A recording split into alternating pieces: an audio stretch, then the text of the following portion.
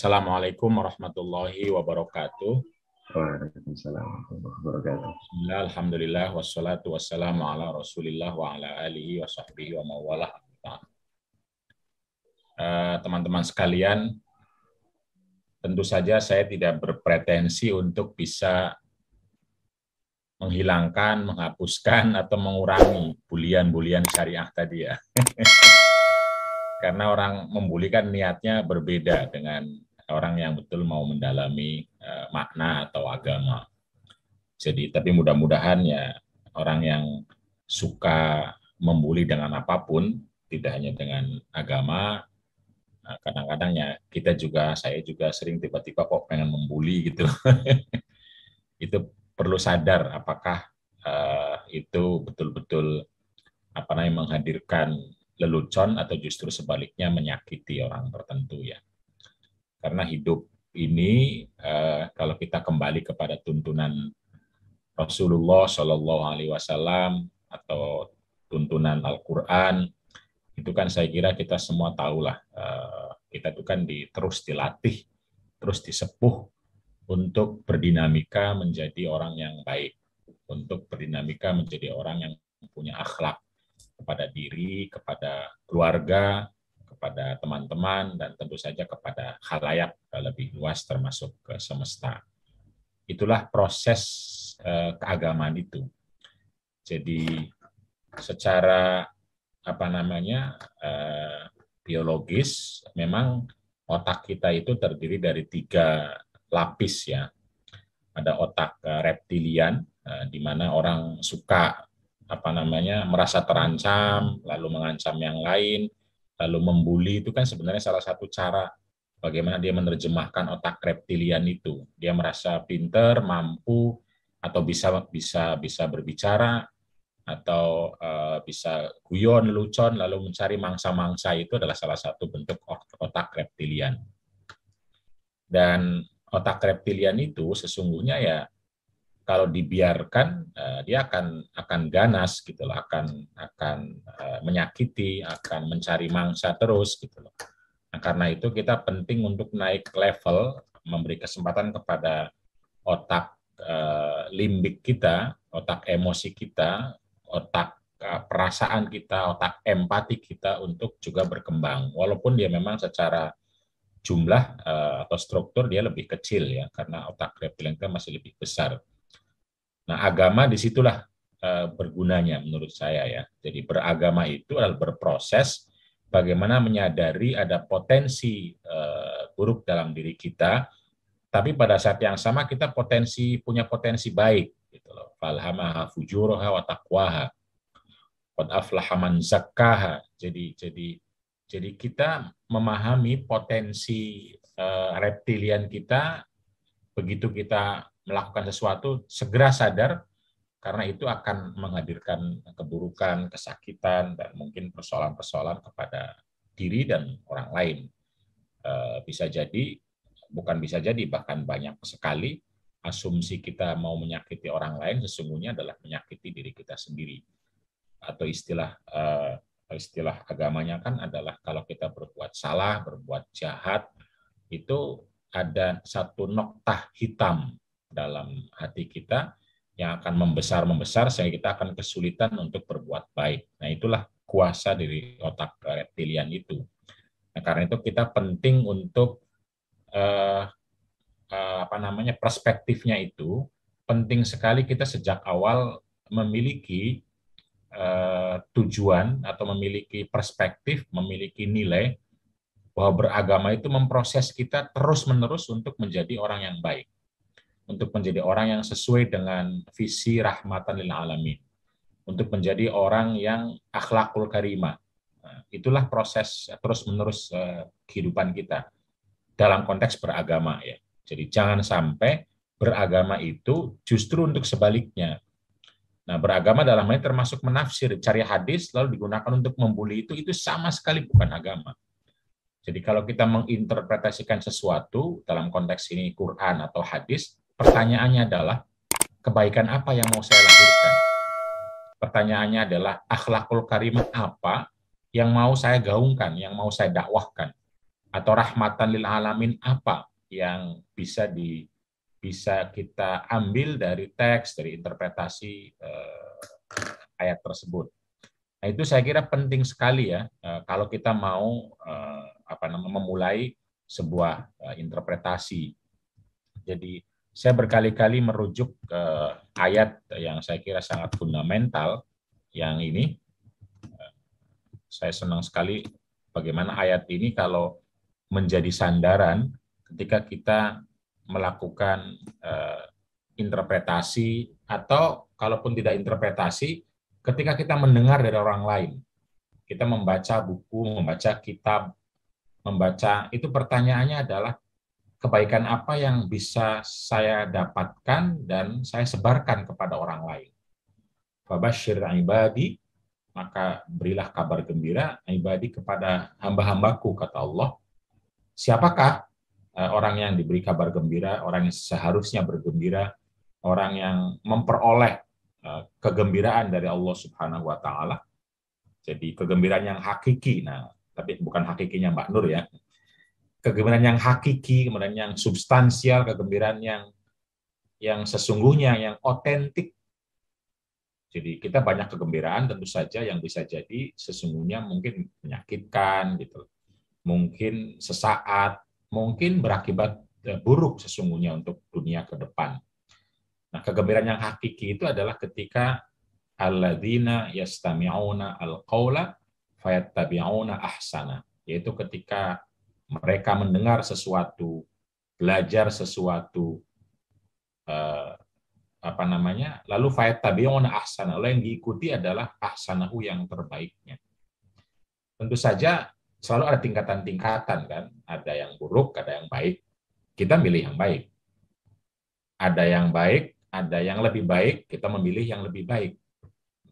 Ada yang lebih baik tetapi sekali, ada yang lebih baik tapi berkali-kali atau seterusnya. Tentu kita memilih yang seterusnya gitu. Nah, kesadaran ini menjadi penting untuk untuk pengingat ketika tadi kita membaca, kita mendengar, termasuk kita mau interpretasikan. Itu pertanyaannya adalah kebaikan apa? Mewujudkan akhlak apa? Mewujudkan rahmatan lil alamin apa gitu. Karena ya sumber tafsir itu banyak sekali gitu.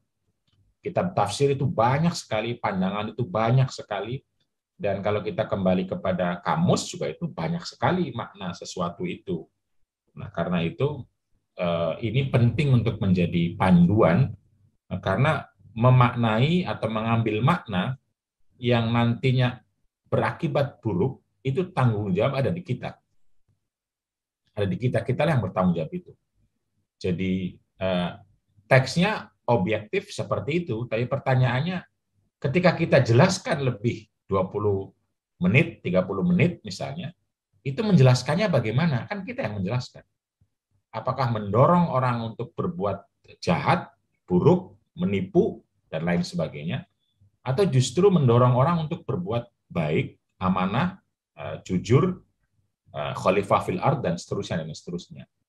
Jadi kita harus ingat bahwa teladan utama Nabi Muhammad SAW adalah akhlakul karimah. Innama bu'istu liutammima makarimal akhlak.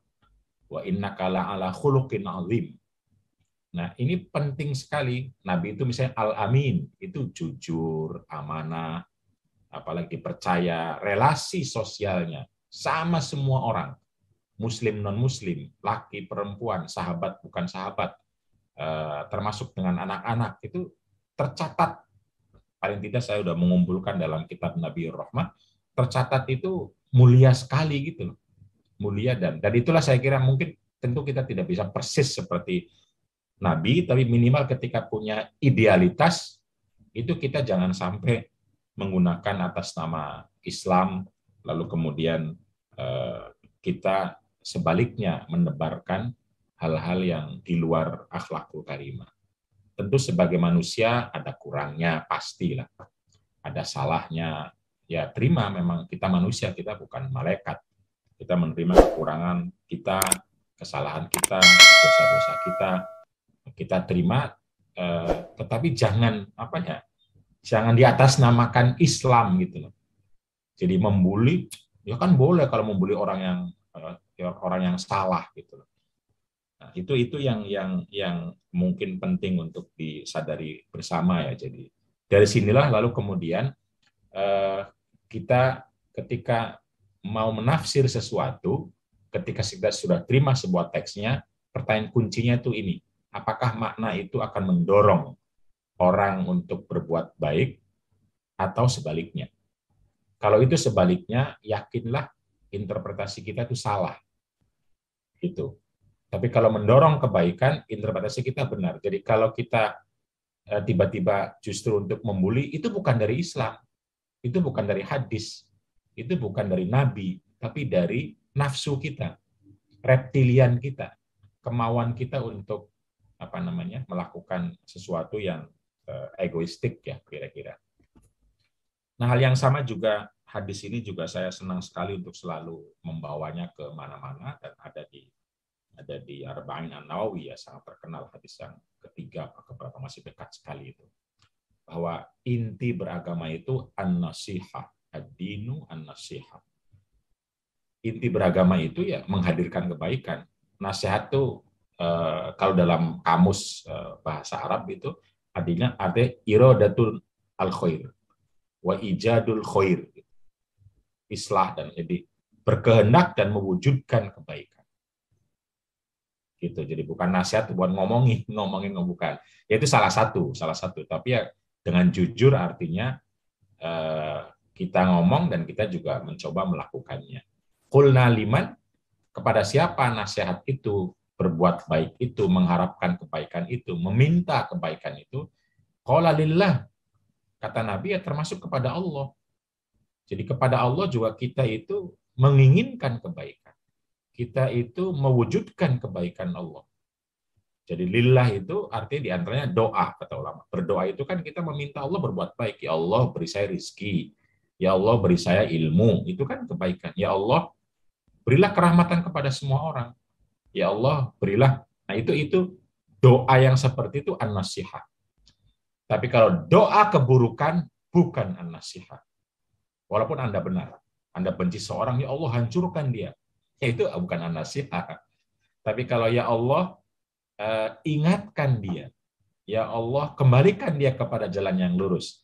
Ya Allah berilah ilmu, berilah harta yang membuat dia menjadi baik. Itu an-nasihah. Nasihat itu salah satu an-nasihah lillah. Nah, Ibnu Arabi mengatakan an-nasihah lillah juga artinya adalah ketika kita membaca Al-Quran, lalu tafsir yang kita turunkan, kita ambil dan kita sebarkan adalah tafsir yang melahirkan kebaikan, membuat orang berbuat baik, membuat orang menjadi baik, gitu, menjadi baik. Nah, karena itu kita harus hati-hati kalau mengutip tafsir tapi membuat orang menyiksa, memukul, membuli, menyalahkan, gitu, marah-marah dan lain-lain yang itu tidak menciptakan kedamaian, kebaikan, maka kita sedang tidak an-nasihatulillah. Begitupun wali kitabihi, kitab-kitab yang lain, kitab Allah, Al-Quran dan yang lain. Wali rasulihi, hal yang sama pada saat itu. Ketika seseorang bermusyawarah sama Rasulullah, lalu dia berkian, Rasul tidak di sini tempatnya, tapi di sini. Tidak ini yang harus dipakai, tapi ini. Maksudnya adalah kebaikan. Nah, hal yang sama ketika Rasul sudah wafat adalah, kalau kata Ibnu Arabi, bagaimana membaca hadis dan kita turunkan makna yang kita sebarkan adalah yang melahirkan kebaikan, yang mewujudkan kebaikan, yang mendakwahkan kebaikan. Itu tanggung jawab kita, an-nasihatu li Rasulillah. Tanggung jawab kita. Lalu kita sudah mewarisi kitab-kitab yang sangat banyak tentang hadis, tentang syarah makna hadis. Ini kan banyak sekali. Pertanyaannya adalah, apakah ketika kita mengutip dan ketika kita memaknainya, kita sedang an-nasihatu li Rasulillah atau sebaliknya? Itu ada di kita. Jadi kalau kita membuli menggunakan hadis, ya itu bukan an-nasihah lillah. Karena bisa jadi nanti orang akan mencerminkan, kok hadis begitu ya? Padahal Kitanya sesungguhnya yang mengutipnya, bukan hadisnya. Nah, kita sedang tidak an-nasihatu li Rasulillah kalau pada akhirnya ada orang yang mengatakan, kok hadis begitu? Kok orang Islam begitu pakai hadis? Kok dan lain-lain, itu artinya kita semua yang bertanggung jawab tidak sedang an-nasihatu li Rasulillah. Begitupun hal yang sama dengan a'immatil muslimina wa ammatihim. Jadi penting untuk memastikan kita bersama-sama mengkritik pemerintah, juga mengkritik secara konstruktif dalam arti an-nasihat tadi. Bukan membuli, bukan menjatuhkan, gitu, tetapi memberikan konstruksi yang lebih baik seperti apa agar menjadi kehidupan kita menjadi termasuk wa ammatihim tentu saja ya. Kita punya teman, kita punya keluarga, kita punya itu bagaimana ketika kita menyampaikan sesuatu, ketika mengajak sesuatu, itu sedang betul-betul mewujudkan kebaikan atau hanya mengungkapkan kemarahan, hanya mengungkapkan keinginan, hanya apa namanya ya sekedar menunjukkan bahwa dia salah gitu loh, bukan betul-betul mau mewujudkan kebaikan, mau menunjukkan bahwa saya hebat, saya agamis, saya soleh, saya kiai, saya nyai, saya ustadz, saya doktor gitu, saya pejabat, lalu yang bukan betul-betul mau mengajak, tapi sesungguhnya mau menunjukkan bahwa saya lebih hebat dari dia gitu loh.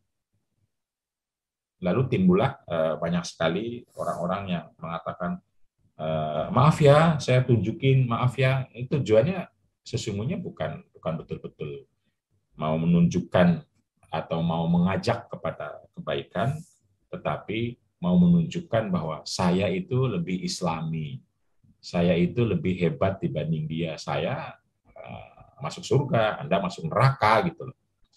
Nah ini hadis ini paling tidak kalau dalam tafsirnya Ibnu Arabi adalah membuat atau mengajak kita untuk betul-betul sadar bahwa apakah kita yang kita ambil dari tafsir yang kita sebarkan kepada orang lain atau tindak tanduk kita yang mengatasnamakan Allah, Al-Quran, Rasul, mengatasnamakan demokrasi kalau konteksnya politik sekarang umatul muslimin ya, mengatasnamakan Pancasila, mengatasnamakan NKRI harga mati, itu betul-betul mau menjaga atau mau membuli gitu loh.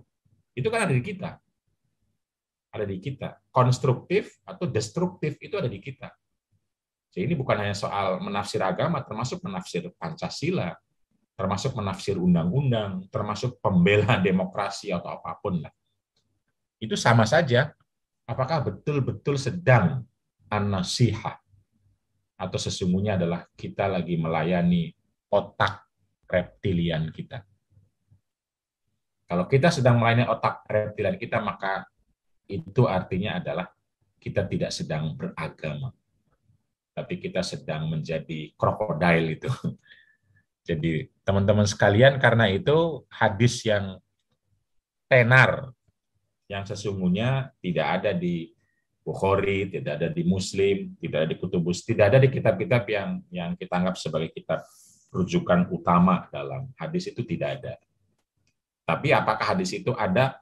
Ya sebagai teks terkenal, terutama di teks-teks pernikahan, sangat terkenal sekali itu dengan berbagai versi ya, versi yang di Mu'jam Al-Awsat dan Al-Baihaqi diantaranya ini, idza tazawwajal abdu faqad istakmala nisfad dini falyattaqillah fima baqiya. Apabila seorang hamba menikah, maka dia telah menyempurnakan separuh agama. Falyattaqillah, maka bertakwalah fima baqiya, pada bagian yang lain.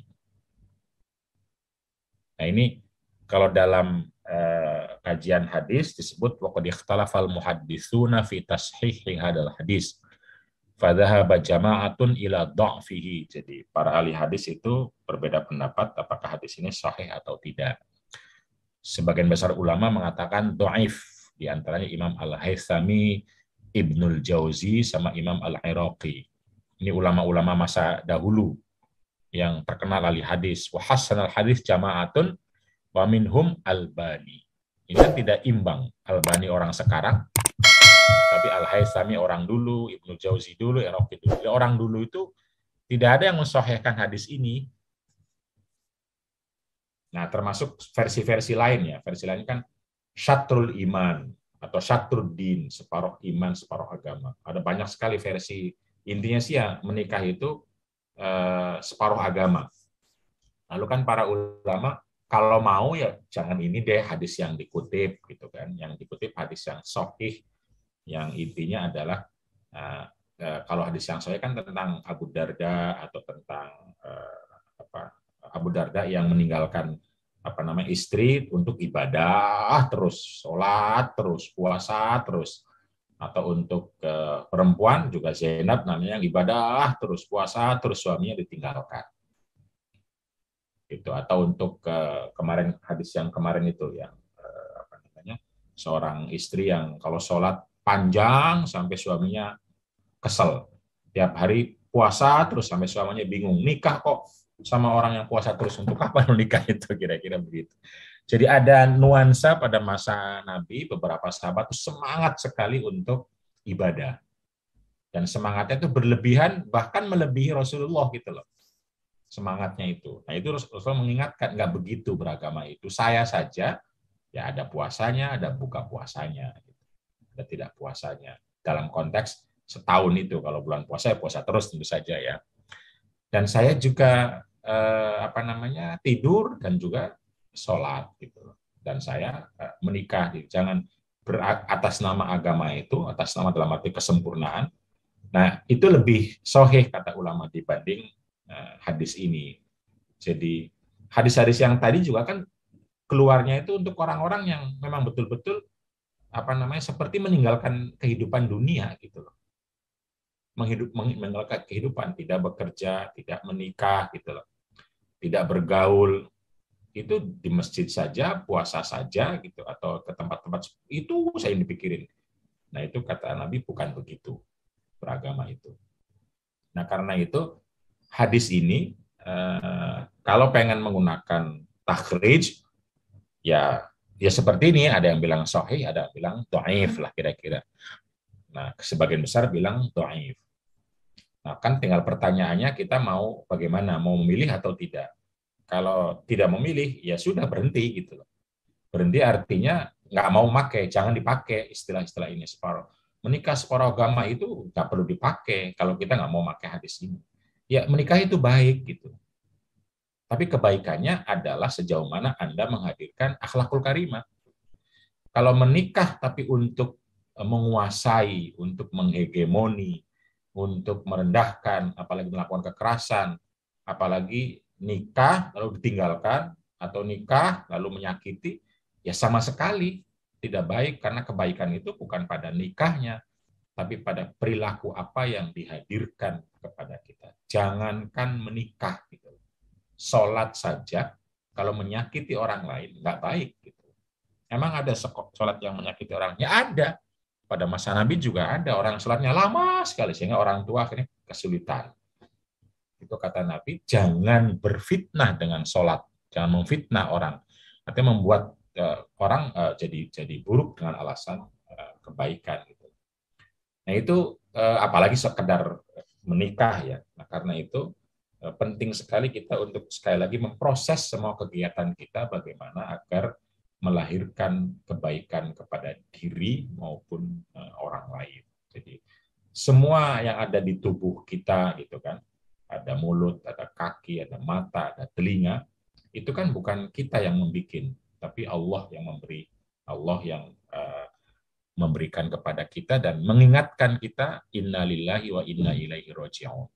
Ingat bahwa ini dari Allah dan kembali kepada Allah. Ingatan itu tujuannya adalah agar supaya kita menggunakannya untuk kebaikan. Karena ahsanahu itu definisinya adalah kebaikan itu apa? Yang membuat kita terus ingat kepada Allah, dan ingatan itu membuat kita berakhlak. Gitu. Jadi secara vertikal kita sadar bahwa kita hamba, secara sosial kehambaan itu artinya lalu bagaimana kita saling menolong, saling mendukung, saling menghadirkan kebaikan sebagai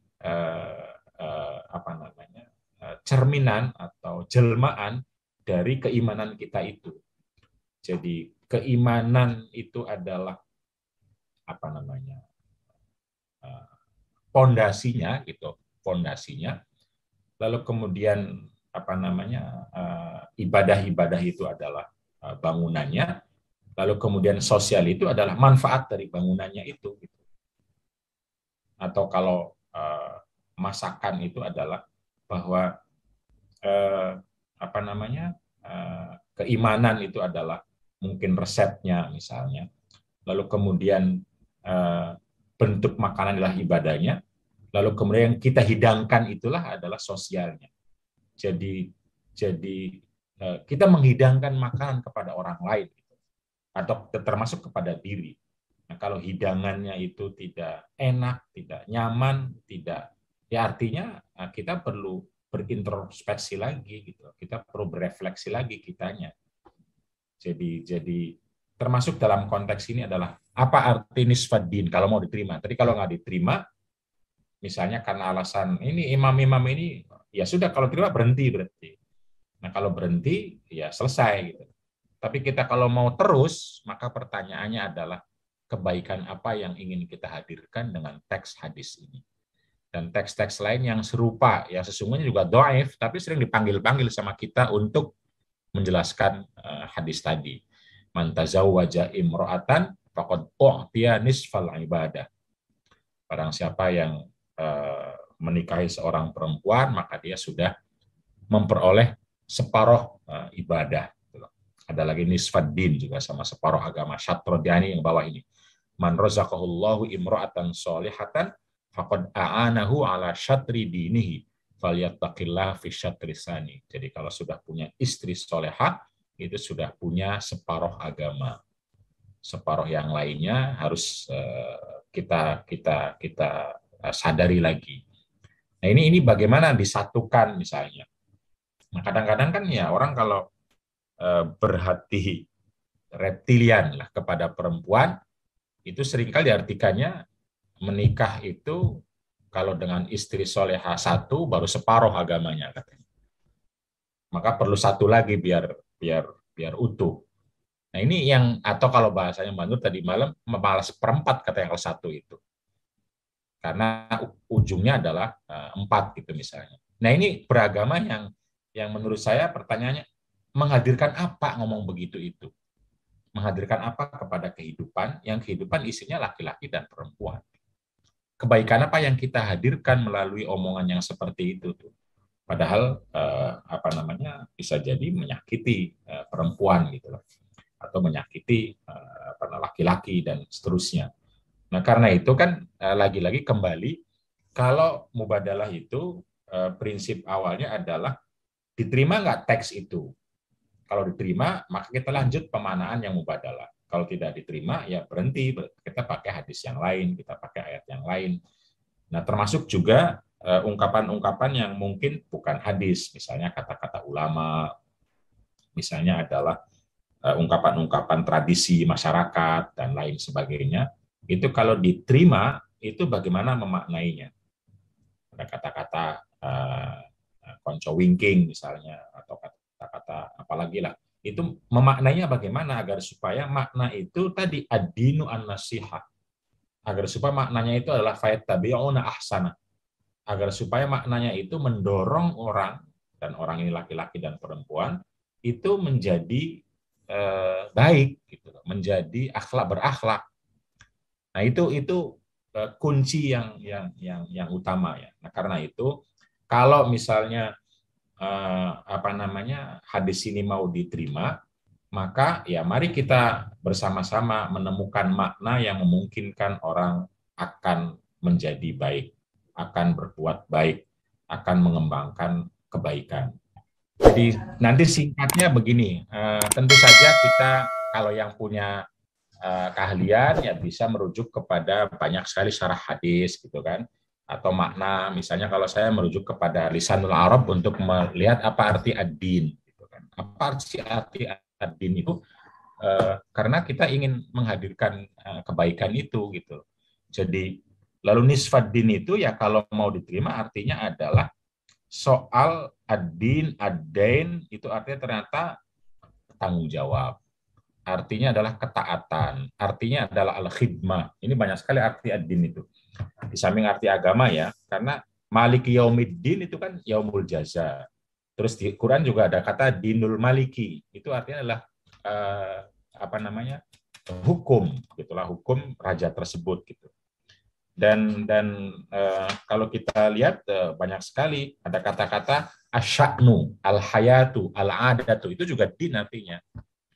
Jadi kehidupan ini akan nyaman lah kira-kira sebagian besar orang kalau sudah menikah gitu loh. Separuh dari sesuatu kehidupan itu adalah menikah. Kenapa begini ini muncul? Ya ada banyak hal dalam konteks hadis-hadis yang lain. Ada banyak hal itu artinya minimal ada dua kalau saya lihat ya di beberapa hadis itu. Kenapa muncul ungkapan-ungkapan hadis nikah itu penting, nikah itu sunnah, nikah itu baik, ya, punya istri itu apa namanya mata atau apa ya hiasan gitu loh, hiasan dunia gitu. Ini kan ungkapannya ini banyak sekali. Itu kalau kita lihat konteksnya itu ada dua orang yang diomongin begitu itu atau dua kelompok orang. Kelompok yang pertama adalah orang yang tidak mau menikah gitu.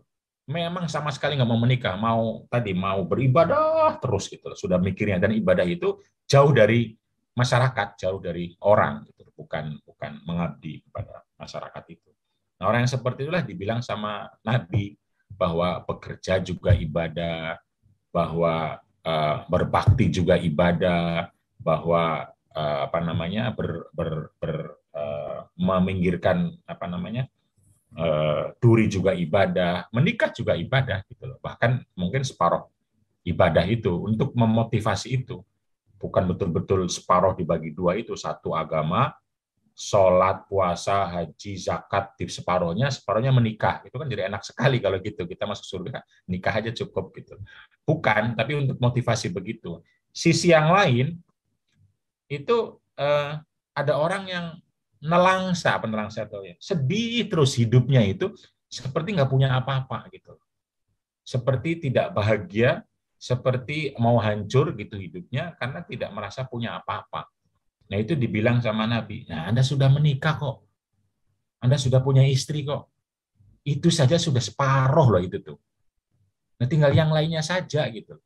Jadi ini adalah bentuk motivasi untuk membuat orang bersyukur, untuk membuat orang maju ke depan, untuk membuat orang reflektif terhadap kebaikan apa yang perlu terus dilakukan. Jadi karena itu, kalau saya ya memaknainya ya nisfad din itu salah satu maknanya adalah ini soal tanggung jawab din itu misalnya. Jadi nikah itu kan soal komitmen, soal kebersamaan, soal mengarungi kehidupan.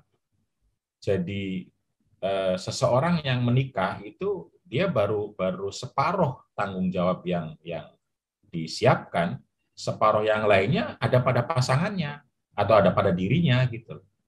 Nah, karena itu kan disebutkan di hadis berikutnya itu adalah orang yang punya istri solehah itu sudah memperoleh separuh komitmen. Siapakah separuh komitmennya? Istri solehah tadi gitu. Nah kalau mau utuh komitmennya ya satu lagi, siapa ya dirinya gitu loh. Dirinya separuh, istrinya separuh, maka menjadi satu komitmen. Satu tanggung jawab atau bersama bertanggung jawab. Satu kehidupan gitu, satu kehidupan. Seperti kata orang anak muda sekarang itu kan menikah itu aku dan kau menjadi kita gitu.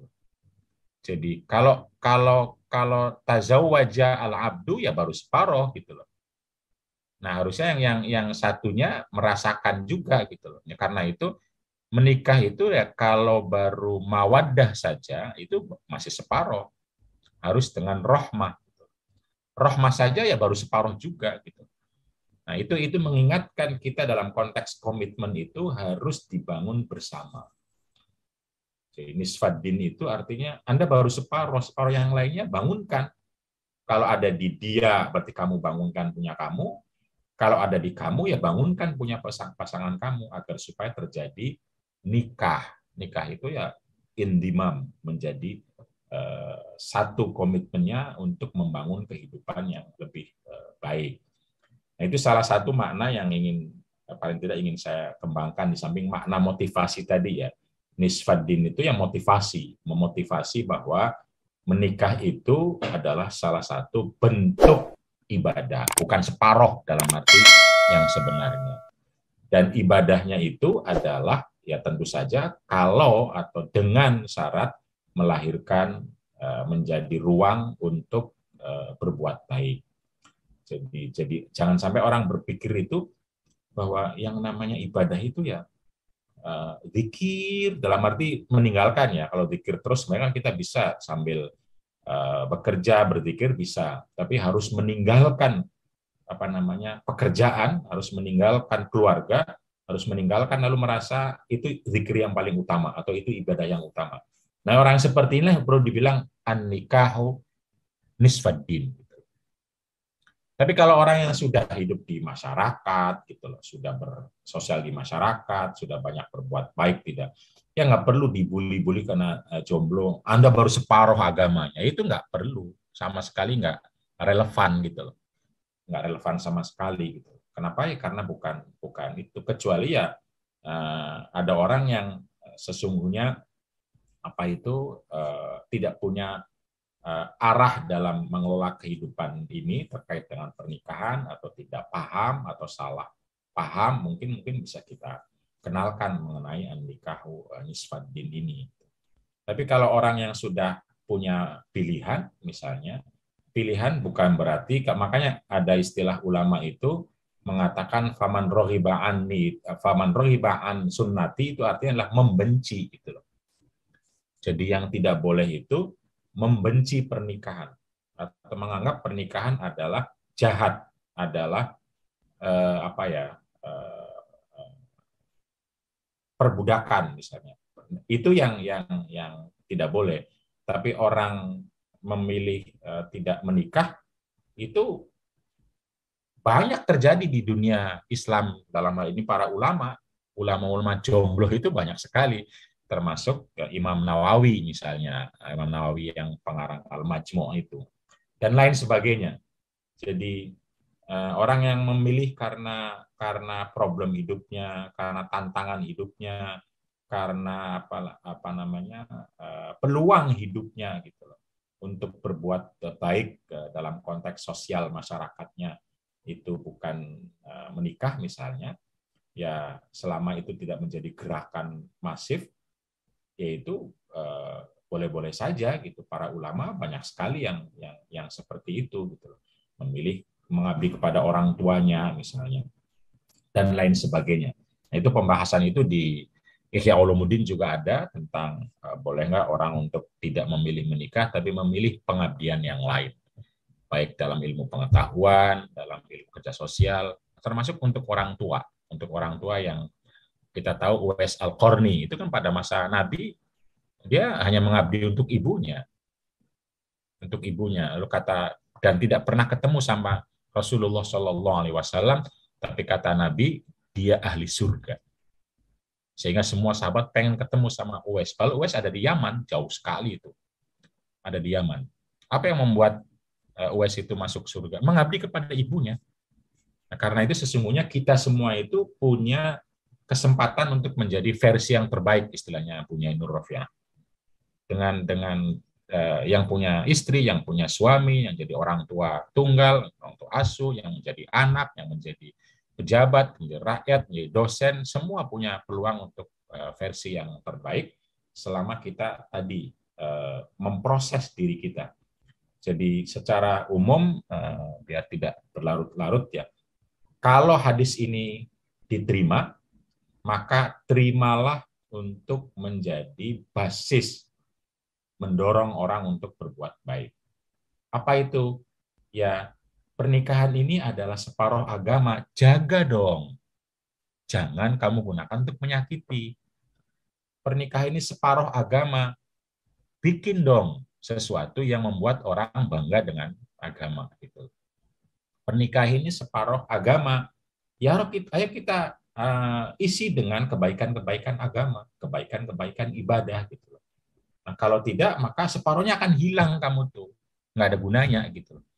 Nah, karena itu agar supaya pernikahan ini berguna, agar supaya pernikahan ini bermanfaat, agar supaya pernikahan ini dinilai ibadah, menjadi separuh agama, ayo kita ciptakan kebaikan-kebaikan di dalam kehidupan pernikahan. Apa namanya? Baiti jannati itu adalah ketika rumahku surgaku itu ketika di dalam rumah ini kita ciptakan bersama-sama kebaikan-kebaikan bersama-sama. Suami kepada istri, istri kepada suami, orang tua kepada anak, anak kepada orang tua. Tentu saja ya kita manusia, kita nggak mungkin baik, terus itu nggak mungkin, nggak ada siapapun. Tetapi kalau kita punya niat, kita punya tujuan, kita punya arah, itulah visi itu. Rahmatan lil alamin dan akhlakul karimah. Sehingga kita sadar kemana keluarga ini kita arahkan, kita kembangkan. Karena pada akhirnya inna lillahi wa inna ilaihi roji'un. Kita dari Allah dan kita akan kembali kepada Allah, dan mudah-mudahan dengan kembali kepada Allah kita menjadi pribadi-pribadi yang kata Allah disebut ya ayat Tuhan nafsul mutmainnah irji'i ila rabbiki radiyatan mardiyah fadkhuli fi ibadi wadkhuli jannati.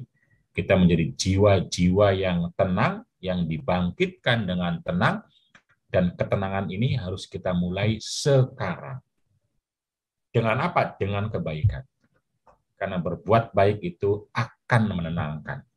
Berbuat buruk itu bisa jadi bikin ketawa, bisa jadi bikin, tetapi akan menyisakan satu noktah hitam yang itu bisa jadi akan menciptakan keburukan-keburukan berikutnya, dan yang paling fatal ketika nanti diutus atau dibangkitkan, kita tidak menjadi jiwa yang tenang.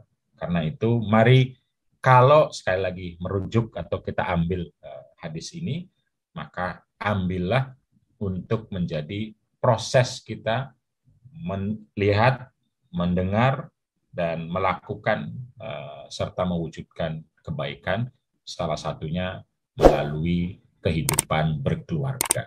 Tapi juga ada kehidupan lain, nah makanya nisfaddin itu, yang kita bisa lakukan kebaikan di luar kehidupan berkeluarga, kehidupan bersosial, bermasyarakat, kehidupan dengan apa namanya, relasi-relasi yang lain yang dalam hidup ini ada dalam sekitar kita. Gitu Kang Hasan, terima kasih. Mudah-mudahan bisa menjadi pagi yang berkah.